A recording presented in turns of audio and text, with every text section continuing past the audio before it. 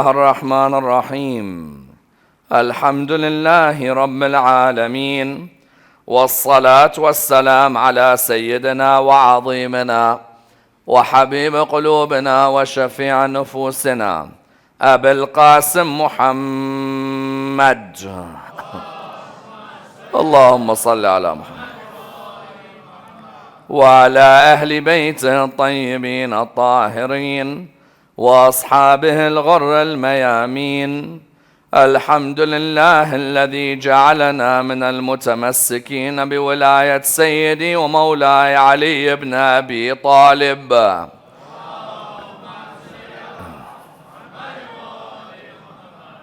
الحمد لله الذي هدانا لهذا وما كنا لنهتدي لولا أن هدانا الله.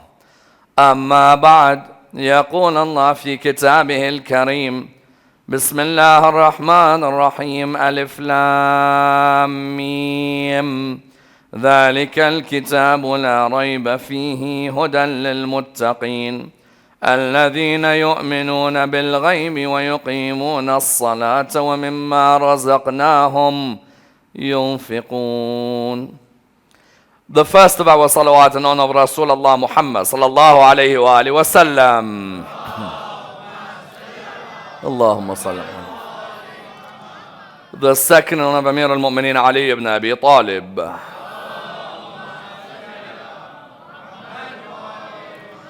The third with your loudest voices in honor of the Imam of our time, Imam Sahib al-Asr wa zaman.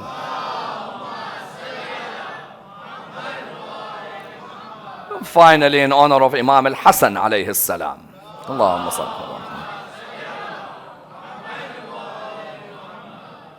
Respected scholars, brothers and sisters, Assalamu alaikum wa rahmatullah wa barakatuh. Mohamed bin Uthman bin Sa'id al-Amri, the second of the ambassadors of Imam al-Mahdi, Ajjalallah farajahu al-Sharif, occupies a prominent position within the school of Ahl al-Bayt and the religion of Islam generally, as being one of the most important figures in the period known as the minor occultation. Indeed, this personality receives much acclaim within the literature of the school of Ahl al-Bayt. We know very well the hadith of the Imam states, Al-Amri wa ibnuh thiqatan. Amri and his son are both reliable and trustworthy. Yes, Uthman bin Sa'id al-Amri and his son Muhammad were the first two ambassadors of the 12th Imam. They occupied a prominent position. But Muhammad maybe occupied a position even higher, considering the length of him being ambassador of the 12th Imam was more than 40 years. Yes? His father was ambassador of the 12th Imam for a few years. He consolidated the position which was known as the Wikala or the Safara of the 12th Imam. Whereas Muhammad, the son of Uthman al-Amri, occupied being the ambassador of the 12th Imam for more than 40 years. Yes, in other words, of the four ambassadors of the 12th Imam, Uthman bin Sa'id, Muhammad bin Uthman, Hussein bin Rawh al-Nawbakhti, and Ali bin Muhammad, he's the one who occupied the majority of that period, because we call the period of the minor occultation, we call it from 260 after Hijrah until 329 after Hijrah. Yes?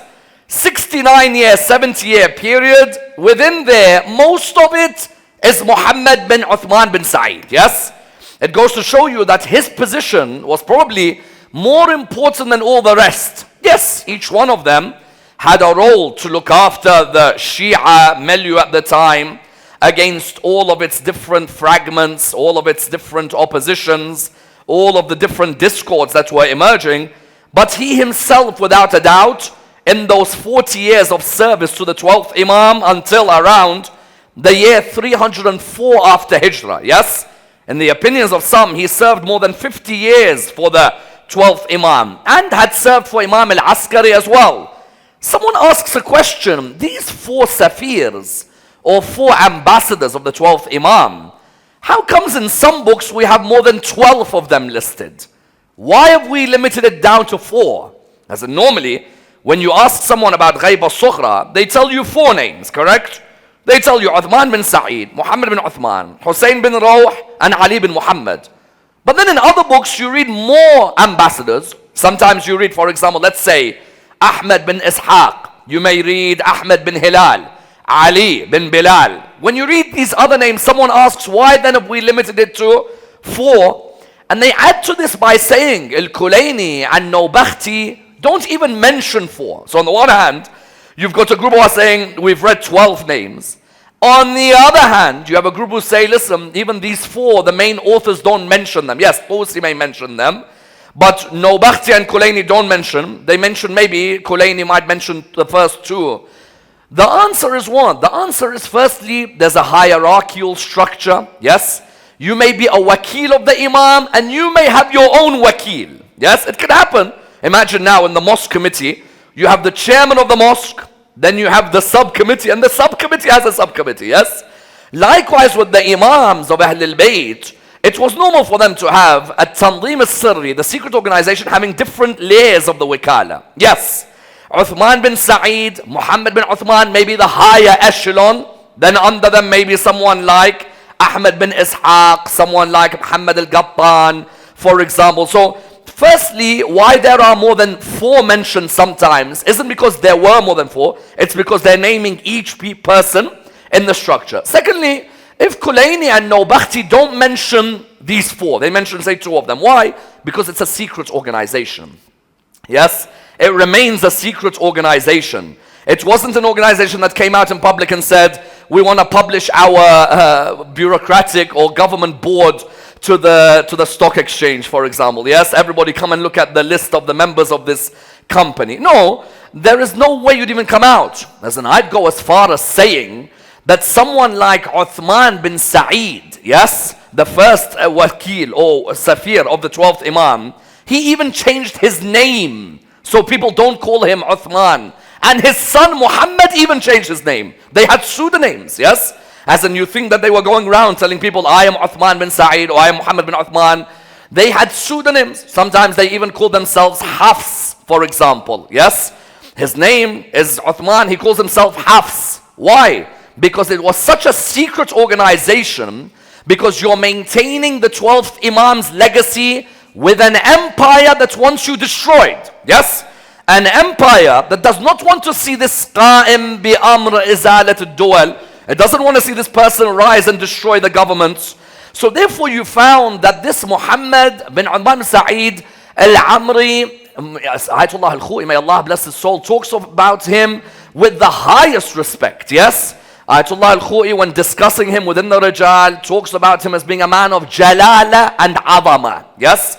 A man of great magnificence and great power. Meaning what? Meaning that this person theologically had a role to protect the Shia school, socio-politically had a role to maintain communications between the school. Because you imagine, 12th Imam is not there. How do I maintain this school that has just bore the loss of their Imam? Yes?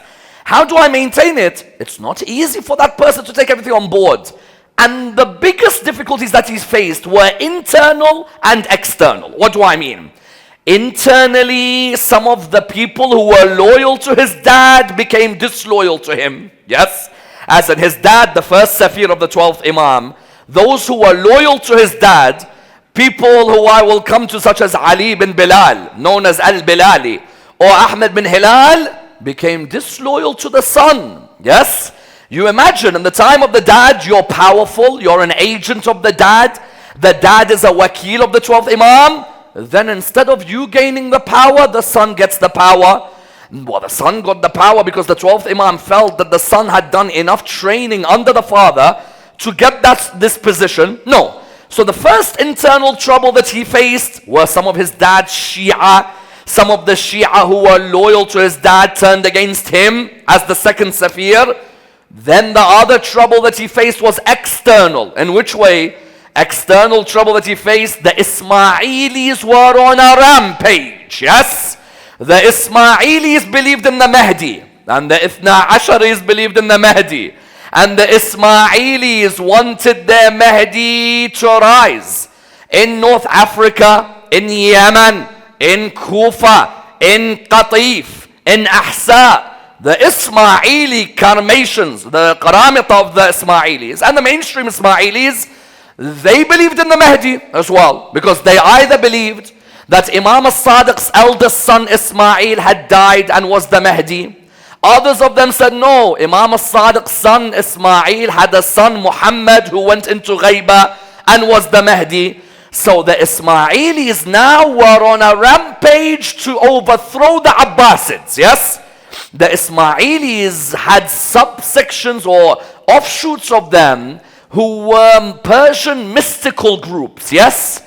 These were groups who wanted to make sure that the Mahdi was from them, not from you. That we're going to rise. The Mahdi's role is to be the Qa'im. He's going to rise. And the Ismailis were now coming to the Ithna Asharis in areas like, for example, Hamadan. Yes, they were coming to people like Ali bin Mu'alla, telling him, listen, the Mahdi has informed us to guide you.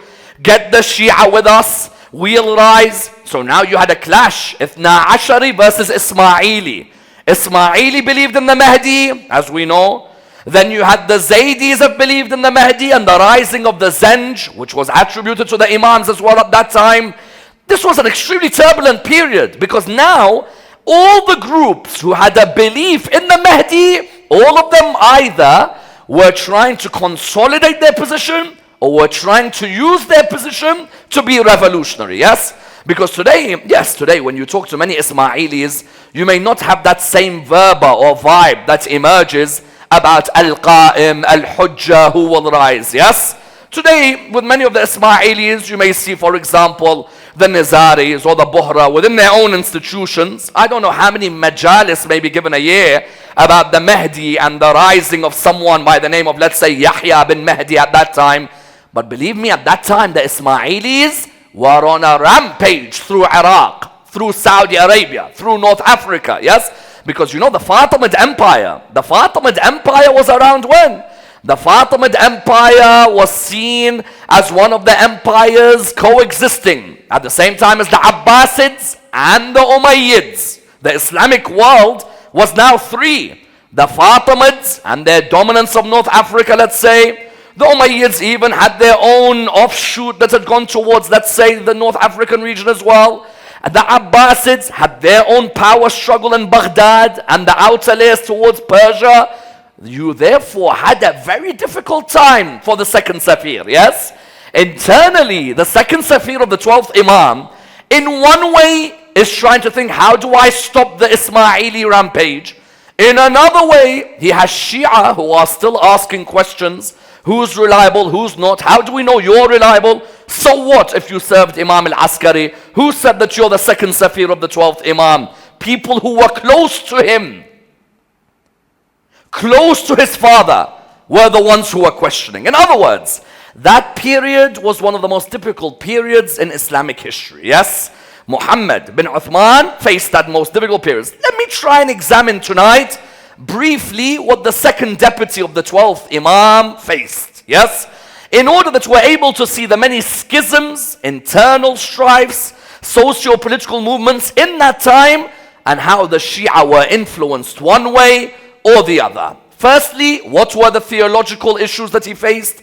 Secondly, how does money become a corrupter then and now? Thirdly, which miracles does he have to display to try and even prove to those with him that he is the Safir of the Imam? Fourthly, when the Ismailis are coming through with their rampage, what do you do? Yes, what if Muhammad ibn Abi Zaynab? How do you get a tawqi' from the Imam? Because the main influence and source of recognition for the Safir was what is known as the tawqi'at of the Imam. The Imam would be writing letters to answer questions at that time. Yes? Anyone who had a question in Ghaibat al-Sughra, you pass it to the Safir would bring you the letter from the 12th Imam. Without the tawqi'at of your Ishaq bin Yaqubs and others, I tell you, it would have been a difficult time for the Shia. The Shia were finding it a major struggle to live without an imam in their presence. A major struggle, yes? They were used to going to imams, they were finding a major struggle. Therefore, let's examine these issues in order to see what difficulties this second Safir faced. First issue he faced were theological difficulties, yes? Just because you were Shia did not necessarily mean theologically you understood everything properly, yes? There were still many question marks in this nascent community without the presence of the imam. But the imam was helping Mohammed bin Uthman, with what were known as tawqi'at, yes? The imam was answering questions on his behalf. Someone says, what do you mean? You see, these Safirs were the ones who had access to the imam, yes? The Safir had access to the imam. If you pose the question, the Safir would get you the answer. So they went to the imam. When they went to the imam, they asked him. They came towards Muhammad bin Uthman. A group said, what do you think of Ja'far, the brother of Imam al-Askari alayhi salam? Yes? What do you think of Ja'far? He went to the imam because they said to him, we don't want you to give your own answer. Yes? You get an answer from the imam. The imam has to give us the answer about Ja'far, brother of Imam al-Askari. He said, but I am the Safir of the imam. I'm the ambassador of the imam. They said, no, we want the imam to give us the answer. Yes? When the imam gave the imam gave a very interesting answer. What was the answer of the imam? The answer of the imam was that Ja'far's position is similar to whom? Ja'far's position is similar to Nuh. And you find what? That his descendants' position, the sons, is similar to Yusuf and his brothers. What do we mean? We mean that he was saying Nabi Nuh alayhi salam, Nabi Nuh had a son who became kafir. Do you agree or no? Yes, Nabi Nuh, his son, became a kafir. When his son became a kafir, the narration mentions that he said to them, listen, just because Ja'far is Imam al-Askari's brother, does not mean that he is ma'soom. Yes? Ja'far is a normal human being, just because his brother's an imam. And even the sons of Ja'far, just because they're descendants of an imam, does not mean that they are ma'soom. They could be like the brothers of Nabi Yusuf alayhi salam, yes? Therefore, you found the first answer he gave was to remove the myth about Ja'far. The second group he faced an issue with were the Shia who were asking the following question. Allah subhanahu wa ta'ala, is it true he created Ahlul Bayt and then Ahlul Bayt created and gave rizq to humanity? Until today, there is a group of Shia who say, Allah subhanahu wa ta'ala created Ahlul Bayt. Then he handed all power to Ahlul Bayt for them to create humanity and share rizq. Yes? You find that there are some until today. They'll say to you, listen, Allah created Al-Muhammad. Then Al-Muhammad the ones who give out rizq. Yes? When they came to Muhammad bin Uthman, there was a group of Shia at that time. They believed in the idea that Allah gave away and delegated his power towards whom? Delegated his power towards Ahlul Bayt alayhim salam. They said, we want the answer from the 12th Imam. Yes, if you are Safir of the Imam, tell us what the 12th Imam says. The 12th Imam wrote back in the Tawqi'at, those of you who want to read the Tawqi'at of the 12th Imam, in the handwriting of the 12th Imam, because that's how he would answer questions, with his own handwriting. Majlisi within Bihar al-Anwar has the Tawqi'at of the 12th Imam to the Safir. Yes? So these tawqi'at would be answers to the early Shia community to tell them that, listen, I know what you're going through. Yes, I know that some of you are saying Allah created Ahlul Bayt and then Ahlul Bayt give out rizq. No. Allah creates the humans and Allah is the one who shares rizq with humanity. Yes? Allah subhanahu wa ta'ala, He is ar-raziq. We are marzuq. In dua munajat of Amir al-Mu'min, we say, Mawlaya, Mawlaya. أنت الرازق وأنا المرزوق وهل يرحم المرزوق إلا الرازق. My master, oh my master, Ali ibn Abi Talib says, you are the sustainer and I am the sustained. Who is there for the sustained except the sustainer? Yes? Al-Muhammad themselves don't like when people start attributing things to them which solely belong to Allah subhanahu wa ta'ala. Yes, Allah in His wilayah may give an attribute to a human being in its limited form. Yes? Someone says, what do you mean? Allah subhanahu wa ta'ala, do we agree He is Khaliq? Yes? Isn't He the creator? Can a human create if he wants? No. What if Allah lets a human, gives him the power to create? Nabi Isa created what? From the clay, birds. Yes? Nabi Isa, from clay, he created birds.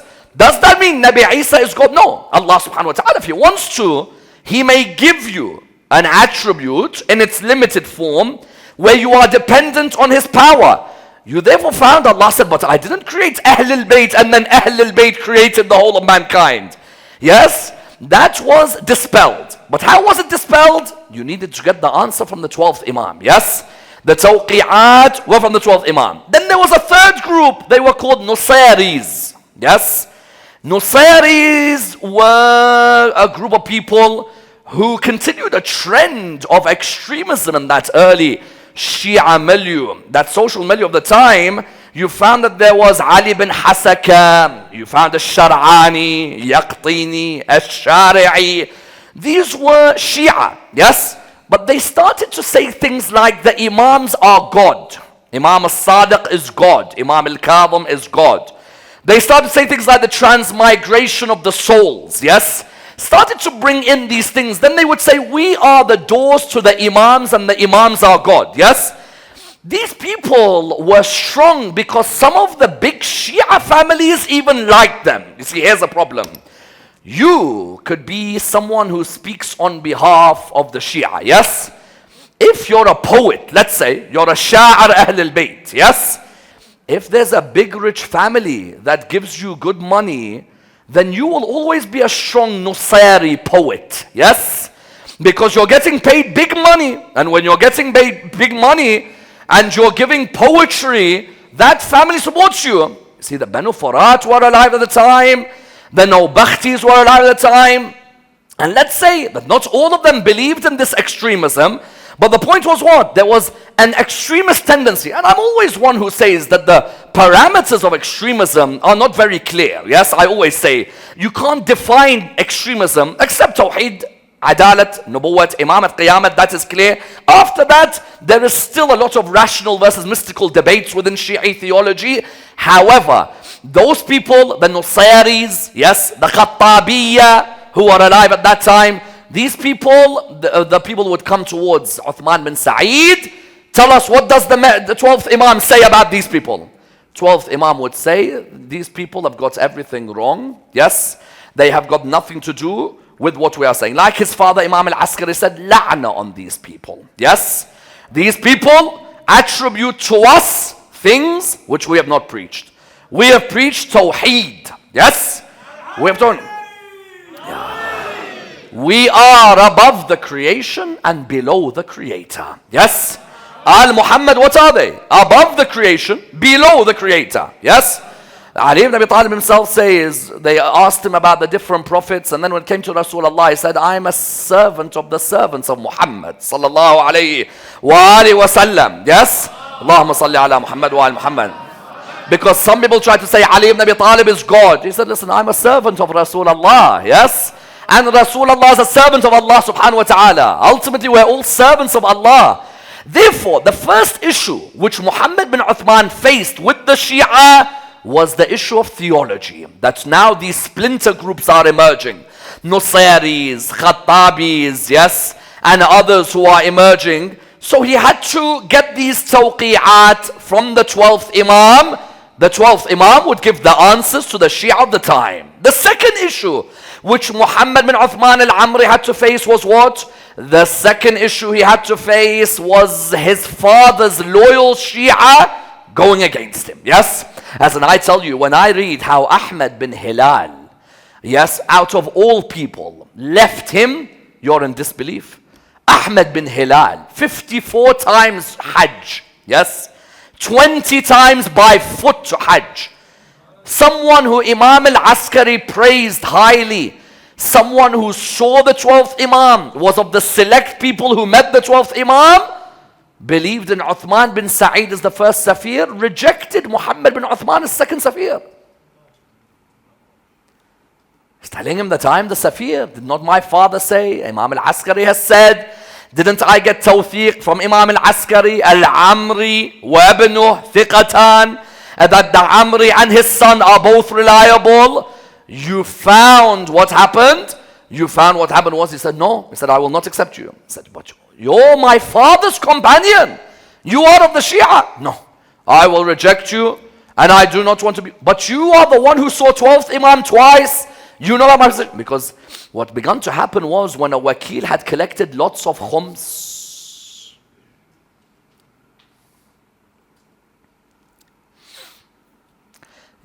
this religion, all you need to do is read its history, and you see how everything repeats. See, if someone's collected lots of khums like this person has, he doesn't want to admit who the next leader of the school is. Keep the khums for us, ya habibi. There's a new leader. There's a new leader. Mohamed bin Uthman al-Amri is the new leader. No, but we were looking after the khums of Uthman. But he's dead. Give. Well, who can talk? As if you talk.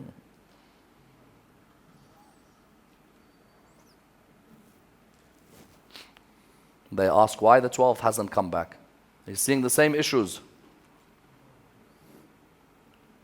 From the way the Waqif instituted, when Ziyad al-Kindi and the likes didn't accept Imam al-Rada, to the way the 12th Imam instituted, even with Muhammad bin Uthman, Ahmed bin Hilal said, no, no, Khum stays with me. I'm not accepting you. He rejected him. Then who else? Ali bin Bilal. They used to call him al-Bilali. Another of the loyal lovers of Ahlul Bayt. Another person who saw Imam al-Hujjah and wouldn't accept Muhammad bin Uthman. So you know what Muhammad bin Uthman did? He said, you know what? We'll meet in Baghdad and the 12th Imam will come to the house. Me, you, 12th Imam. He said, you, companion of my father, you who met Imam al-Askari and you know about Imam al-Hujjah, you of all people are affected by this? He said to him, we meet 12th Imam in Baghdad. Just imagine. It reached a level, because why? Ali bin Bilal, Ahmed bin Hilal, these are huge Shia personalities. If these are affected by the money, then everyone else will give up on religion, yes? I said, why do most people give up on religion? What do you think is the rise of all of these different groups in India and Pakistan and everywhere? Why do you think now there's all these rise? The rise is because when they see the money being corrupted, they start doubting the institution. Yes? That's the reason.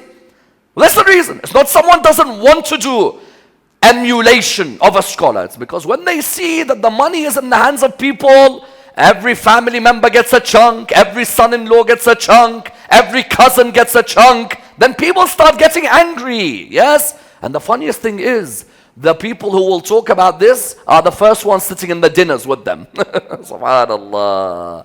He'll tell you, oh, this is not right, this requires reform. The next week you see photos of him with the biggest roast lamb sitting with the same person he's talking about. Yes.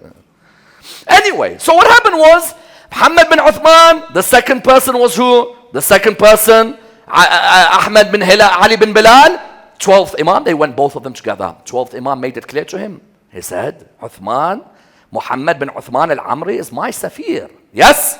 And then he went and he told his companions. Yes, Ali bin Bilal went and told his companions that, listen, I've gone and I've met the 12th Imam, and yes, this Muhammad bin Uthman is his Safir. In other words, theologically, there were many issues he was facing. Financially, financial irregularity was a major problem. Major problem. Why? As soon as you see, subhanallah, the human being, subhanallah, if you want to see the disease, there's two groups of human beings on this earth.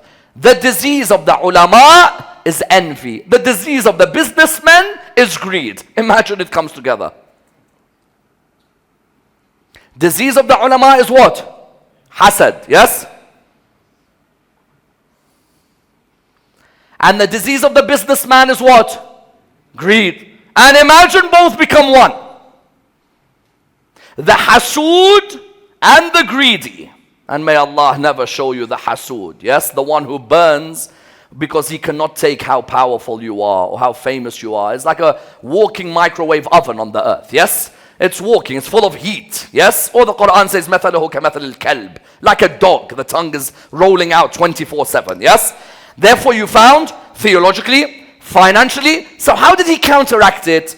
He counteracted it by being blatant, by showing, if none of you believe that I am Safir of the 12th Imam, because I've got this position, you have become jealous of me.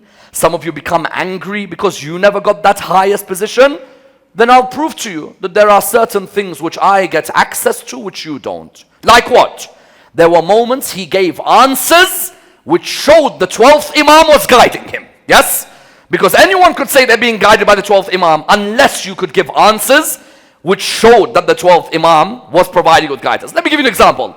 Mohamed bin Shahdan had written what? Mohamed bin Shahdan had sent 480 dirhams or dinars towards the 12th Imam. Yes?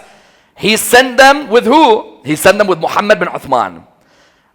He didn't want to send 480. He wanted a rounded number. So he sent 500. He put 20 from his own money. Yes? It's 480 collected from everyone. And 20, so he made it 500. Mohammed bin Uthman is meant to give it to who? To 12th Imam. Yes? In return, he takes a letter from the 12th Imam back to who? Back to Mohammed bin Shahdan. Thank you. How much has he sent? 500. Do you agree? And the letter said, thank you for sending us 480 and 20 from your pocket. Yes? Who would know 20 is from his pocket? All that is received is 500. Yes? But that moment he was telling him, listen, whatever you give Mohammed bin Uthman is reaching me. Yes? And I am telling you, I know 20 you put, so it becomes a rounded figure. Let me give you another example. Ja'far, one of the companions of Ahlul Bayt, Ja'far bin Ahmed narrates that Mohammed bin Uthman, second Safir of 12th Imam, had asked to see me. So I went to see him. He said, here, there's a bag of money, and here there's a bigger bag of clothes. Go to Wasit in Iraq. Go to Wasit. The first person you see, as soon as you cross the border of Wasit, straight away give him the bag and give him the clothes. He said, the first? He said, yes. He said, the first person. He said, so literally, as soon as I enter, the first person who comes in the way? He said, yes. He said, this is the Safir of the 12th Imam. There must be something hidden about his knowledge. The 12th must have said something to him.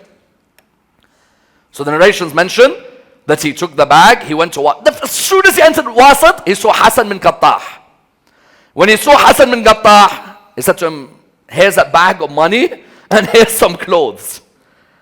Hassan said to him, why are you giving this to me? He said, as Safir of the Imam said, the first person you see when you enter Wasit, give him the bag and give him the money. He said, subhanallah, the money, okay, what's in the bag? He opened the bag, he saw 2 kaffans in the bag. He said to him, why is these 2 kaffans here? The person asked him, Ja'far asked him, why is it?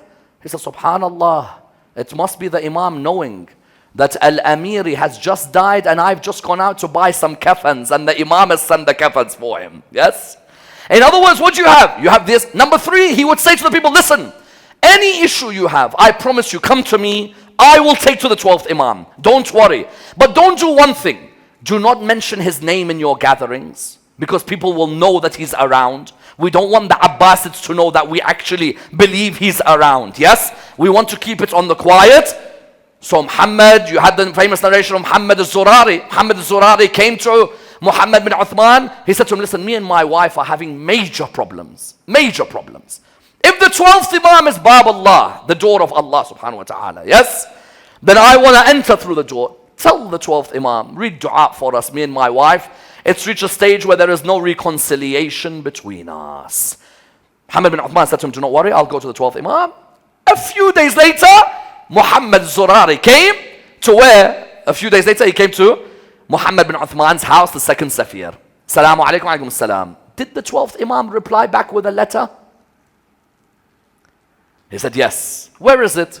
He said, I saw him go through letters until he took the letter out in the exact handwriting of Imam al-Askari and the 12th Imam. Yes? That's exact handwriting. It said, tell Muhammad al-Zurari and his wife not to worry. After a period of turbulence they've gone through, I've read dua for them. Soon they'll see peace and reconciliation. Yes? The beauty of this story is what? When you're going through troubles at home, talk to the 12th Imam. Yes? Don't imagine the 12th Imam is not with you. The 12th Imam hears you better than anyone else hears you. When you have a problem in your personal life, sit there.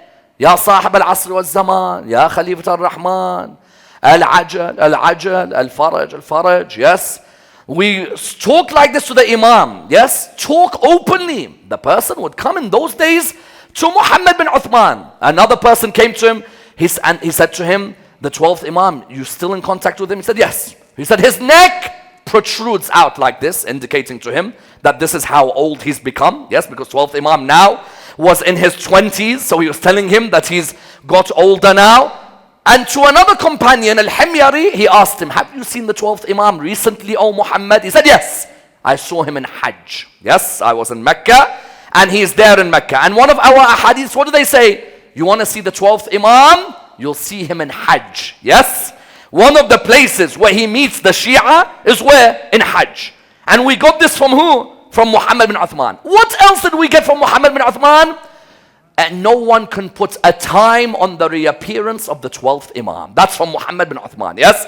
Because people were saying, oh Muhammad, if you talk to the 12th Imam, has he told you when he's going to reappear? Muhammad said, كَذِبَ الْوَقَّاتُونَ. Liars are those who put a date on the 12th Imam's return. Because many times in Majalis you hear people say, oh, once I heard a Maulana say, this is the year in which the 12th Imam will return. I remember some people said 2000, others said 2012, others said 2015. Others said they heard Ayatollah Bahjat, may Allah bless his soul. Others said that they heard him saying, oh, I saw the lady who's going to kill the 12th Imam, she's born. Others said that Ayatollah Bahjat said in this generation, the 12th Imam will return. Even though if you ask Ayatollah Bahjat's office, they'll tell you he's never said anything like this at all. But then again, everyone likes Chinese whispers with a bit of masala to make a nice story, yes? You found that there are people who will come to you today, what will they say? 12th Imam next year, 12th Imam 2 years. Muhammad bin Uthman was asked, when is the 12th Imam going to reappear? Yes? And he replied, كَذِبَ الْوَقَّاتُونَ. Liars are those who put a date on the reappearance of the 12th Imam, yes? The reappearance of the 12th Imam, the knowledge of it is with who? The knowledge of it is with Allah subhanahu wa ta'ala only. No one can tell you when the 12th Imam will appear. Because just in case a Maulana comes to you, you know, you always get the odd Maulana here, there and everywhere. It's always nice to tell a crowd, you know, this year he might come, he might come, he might. No, Maulana, you stay away from that, inshallah. You do other things which are good for our health and your health, inshallah. Yes? The main thing is to do what? The main thing is for a person to work hard on themselves, to work for the reappearance. Muhammad bin Uthman bin Sa'id al-Amri is the one who tells us that in the absence of 12th Imam, go to the narrators of our traditions. Yes? For they are a proof over you, and we are a proof of Allah over them. In other words, any of the questions people had, if they had questions about Ali bin Mahziyar's character, Muhammad bin Shahdan's character, they had questions about Al-Khattabiyya, they'd all go to Muhammad bin Uthman bin Sa'id. Do you see the trend that is occurring now? Slowly the Shia are getting to a stage where they may not be able to talk to the 12th Imam directly, but they're getting to a stage where they feel that there are people who may be able to represent the 12th Imam, yes? Of course, those four were talking directly to the 12th Imam. Once their ghaiba finishes, once the minor ghaiba finishes, after that no one can say, I talk to the 12th Imam directly. No one. Anyone who tells you, just in case someone today comes and tells you, I'm meeting the 12th Imam tomorrow for lunch, if you have any things you want to tell him, I'll tell him, inshallah. That person, you should lock the door on him on a cage as soon as possible and keep him in the cage for the rest of his life, inshallah. Yes? Anyone who tells you such things, this is nonsense. Yes? Absolute nonsense. You tell me Uthman bin Sa'id, Muhammad bin Uthman, Hussein bin Rawh al-Nawbakhti, Ali, those are the four direct access with 12th Imam. Anyone else, quickly go and put scam on their name. Yes? Put the word scam. Yes? Someone says, but our maraja, they talk to the 12th Imam. None of our maraja admit they talk to the 12th Imam. Yes? There's no marja out there who says, hey guys, every Wednesday I meet the 12th Imam, we're having a Q&A. No one. No one would ever say that. Yes? Because liars are those who say they meet the 12th Imam. They are liars. Yes?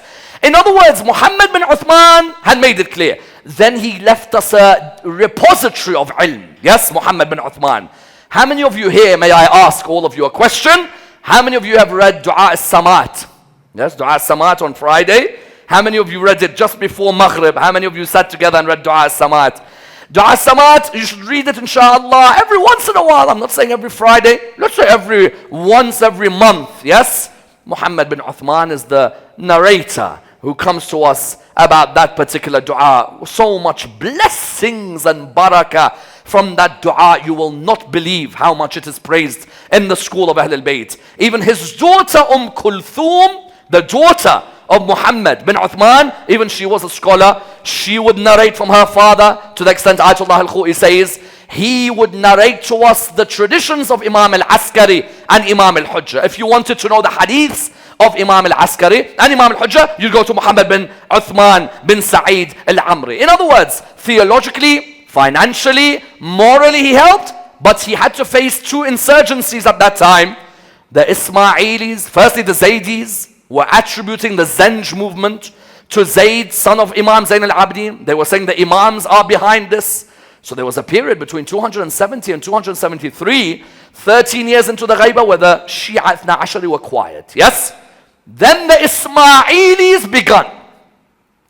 Yahya, son of Mahdi, Yahya began a movement. You will read about the Qaramita, yes? If you read on the internet, type Qarmatians, Q-A-R-M-A-T-I-A-N-S, or the Qaramita, read about them. It was a movement which also said, we have traditions about the Mahdi, like you have traditions about the Mahdi. Why should the Mahdi be yours? Why can't it be one of us? Ismailis were saying that we have a Mahdi, you have a Mahdi. We have a belief that someone will rise from the family of Rasulullah, and you have the belief. Your Mahdi is in Ghaiba. Our Mahdi is someone who is active to rise, to stand against the oppression. And they began a movement where they tried to influence the Shia of that time. Yes? To try and tell them that your Mahdi, this Muhammad bin Uthman, don't listen to him that he's a Safir of the Mahdi. Join us. We will rise against the Abbasid Empire. And you know, they began to influence. They began, 100,000 of them in Kufa. And they were mentioning theories that anyone who doesn't pledge allegiance to us is to be killed even if they are Muslim. Then they went to Bahrain, then Yemen, then Qatif and Ahsa. Yes, this was a mystical Ismaili movement. Yes, Ismailis were very strong in that period. Yes, that period, the Ismailis and the Fatimid government that were there, Ismailis were very strong in that period. And you found that, yes, they would go to Muhammad bin Uthman. What do you say about this movement? The movement of Muhammad bin Abi Zainab and all of them. And the 12th Imam would write that curse be on Muhammad bin Abi Zainab and all of these who claim that they are the movement of the Mahdi. Yes? In other words, the 12th Imam would keep giving answers to give to the Shia community of that time. And that's why I wouldn't be surprised, to tell you the honest truth, that Shaykh al-Kulaini, when he narrates that there are 5 signs that are signs that have to happen for the appearance of the 12th Imam, when he wrote Al-Kafi. Yes? Because the second Safir of the 12th Imam died around 304 after Hijrah. And we have Al-Kafi with us since 329 after Hijrah. Yes? I wouldn't be surprised if those 5 signs were instructed and were pressed upon so that anyone who thinks the Mahdi was rising in Bahrain or Yemen will see that no, the Mahdi rises from Mecca. Do you agree? Because what are the signs they normally say? The signs they normally say are that number 1, Sufyani, yes, will rise from the area of Medina. And then again, they'll talk about the Khurasani, they'll talk about the Yamani, they'll talk about the eclipse of the sun, yes? They'll talk about the sun rising from the west. Why would such a hadith, why would Kulaini mention such a hadith in that period? I think it's because such a hadith was needed. And this is open to debate, inshallah. You know, many can debate this issue on a later date, inshallah. But possibly one of the reasons was to make it clear to the sectarian milieu at the time, was to make it clear to them that, you know, the Mahdi will rise from Mecca. These Ismailis are saying that Yahya bin Mahdi or their Mahdi movement is in Bahrain or Saudi or, you know, Ahsa and Qatif and Kufa. No, the Mahdi, yes, the Kufa will be the home of the Mahdi eventually. Yes, Masjid al-Sahla will be the home of the 12th Imam in Kufa. But the 12th Imam, when does he rise? He rises from Mecca by the Kaaba. The narration, some mention on the 10th of Muharram. that he rises with his closest companions, who he would have informed a few months earlier about when he will rise. So therefore you found that the Ismailis at that time were working their hardest to have an influence. Muhammad bin Uthman bin Sa'id al-Amri had to try and quell that movement of the Ismailis that was coming from every single angle possible. But as we'll see inshallah from tomorrow, slowly the third Safir, Hussein bin Rawh, this first two Safirs, it was a very secretive movement. Slowly the appeal becomes a bit more general, more understanding of the time, and you see that Hussein bin Rawh slowly begins to talk with the Abbasids of that time. Why? Because the Abbasids now begin to realize, you know what, maybe there isn't this Mahdi that these Itna Asharis keep talking about, maybe he's not around. There's nothing to worry about. And Muhammad bin Uthman was very secretive in what he used to do. You know where he used to meet the Shia in Baghdad? They'd look for the most run-down area in Baghdad. You know, like in Kampala now. Imagine there's an area which is extremely run-down. No one even goes there. You say to the Shia, listen, I'll meet you over there. You meet me there. Whatever questions you have, put them in a bag of cotton, in a bag of wool, or in a bag of butter. Meet me there. He used to have 10 agents in Baghdad. They would meet him there. In a very run-down area, he gives them answers on behalf of the 12th Imam. They go back and they go to teach their people, yes? Some in Baghdad, some in Qom, some in Ahwaz, yes? In different areas, he would meet them very secretly. He'd have a pseudonym, and he served Ahlul Bayt in every way possible, yes? Even when he died in the 304th year after Hijrah, even just before he died, he told Muhammad al-Qummi, he said, listen, prepare my burial rites if you don't mind. He said, Maulana, what's wrong with you? He said, no, prepare everything. This is what I want. This is the wasiyah. This is the will. He said to him, why? He said, because my time is very near. 2 months before dying, he already knew that his time was near, and the Imam had already made a tawqiyah that after him, after Uthman bin Sa'id al-Amri, after Muhammad bin Uthman, the next Safir would be Hussein bin Rawh al-Nawbakhti. Yes? The great Safir of Al-Muhammad. Therefore you found what? You found that those who were saying the Imam will rise in Yemen, or the Imam will rise in Bahrain, or those who were saying in the Ahsa or Qatif region, no. Rather, the Imam will come, and there's 2 areas he'll try to bring reform from the oppression that is faced. One is Mecca, where when he announces that he is Baqiyatullah fil Ard, when he announces that, they'll try and kill him in Mecca. Yes? There will be a horde of people who will try and attack, as the Quran says, أَمَّن يُجِيبُ الْمُفْطَرِ. He is the Muftar on that moment. Yes? إِذَا دَعَاهُ وَيَكْشِفُ السُّوءِ. They will try and attack him. The other place he'll try and bring peace and prosperity back is where? Is Madinat al-Nabi. Yes? Madinat al-Nabi. The Medina of Rasulullah sallallahu alayhi wa sallam. That Medina which would have seen corruption, which would have seen oppression, which would have seen filth. And what oppression had Medina seen? Of course, tonight is a wilada, but there's no harm remembering the Imams over there, yes? Even though it's a wilada, there's no harm, just a slight memory. That oppression that Medina has seen. Look at Rasulullah now, Gharib al-Ghuraba, yes? We used to say Imam al-Rida is Gharib al-Ghuraba. Alhamdulillah, Imam al-Rida alayhi salam has his lovers around him now. Do you agree? Whereas Rasulullah, look who's around him now, yes? If ever you say Assalamu alayka ya Gharib al-Ghuraba in your ziyarah, your first thought should be Rasulullah. Your second thought should be Fatimat al-Zahra. Yes? And your third thought should be al-Baneen, mother of Abul Fadl. Those of you who have been to Hajj and Umrah, you've seen when you go into Jannat al-Baqi', you take a right is the Imam, the left is al-Baneen, alone in the corner on the left. That al-Baneen who gave her sons to Allah subhanahu wa ta'ala. Yes? She used to make 5 castles of sand every day in Baqi'.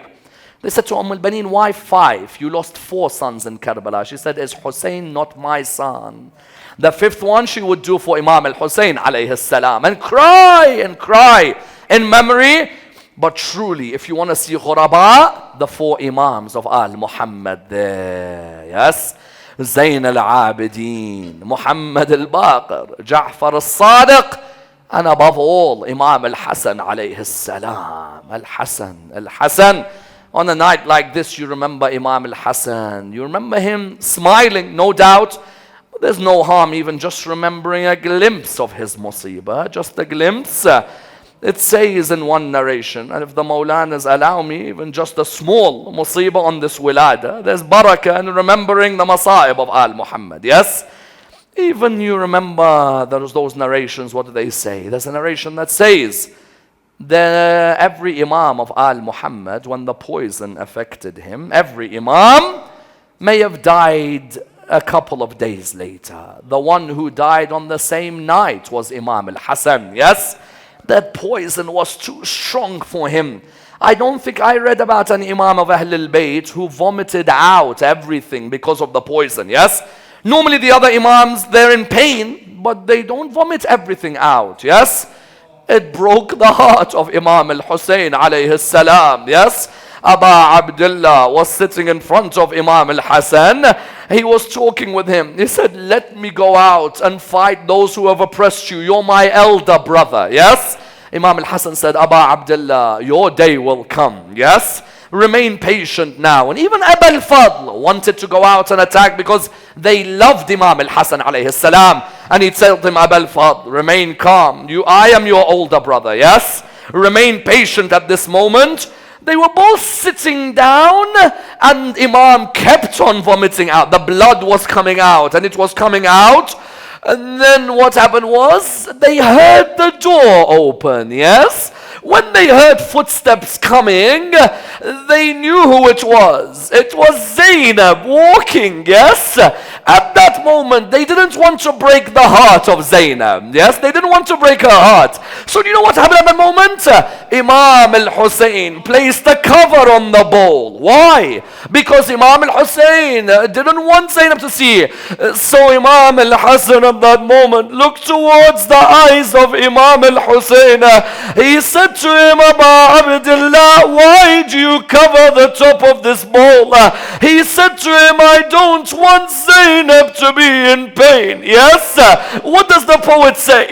Zainab already saw my mother Fatima behind the door, and she saw my father with a sword on his head. Yes? I can't bear to let her see the blood coming out from your mouth into this bowl. When Imam al-Hussein said that, Imam al-Hasan had a reply for him. He said to him, Aba Abdullah, if you're worried about this bowl, how about the bowl that will cover your head in Sham? Yes? Only a few years later, Zainab had to see the head of Imam al-Hussein on a bowl next to Yazid. But you know what she saw? She saw them poking the eyes of Imam al-Hussein, and she saw them poking his teeth. And the poets say, Ya qalb Zainab, oh heart of Zainab, what did you see? What did she reply? The poets say, you ask me about my heart. My heart broke when I saw the ribs of Hussein broken on the 10th of Muharram. إنا لله وإنا إليه راجعون وسيعلم الذين ظلموا أي منقلب ينقلبون واللعنة الدائمة على القوم الظالمين. Ya Allah, bless this community to continue serving Muhammad and Al Muhammad. Allow us to receive the shafa'ah of Imam al-Hasan alayhi salam on this beautiful auspicious occasion of the wilada of the Imam. Ya Allah, hasten the reappearance of your 12th Imam. Allow us to be amongst those who continue his message. Allow us to be amongst those who protect his message. Ya Allah, it hurts us that we see all the creation, but we don't see the Imam. Allow the Imam to be part of our lives. Ya Allah, let us direct our hajat to the Imam of our time. For every time you say Ya Ali Madad, say Ya Mahdi Madad as well, because the Mahdi is the son of Ali and can help you in your life on behalf of Allah subhanahu wa ta'ala. For the originators of this majlis, let them continue in their service of Muhammad and Al Muhammad. We pray to Allah subhanahu wa ta'ala with a Surah Al-Fatiha, but before it, the loudest of your salawat.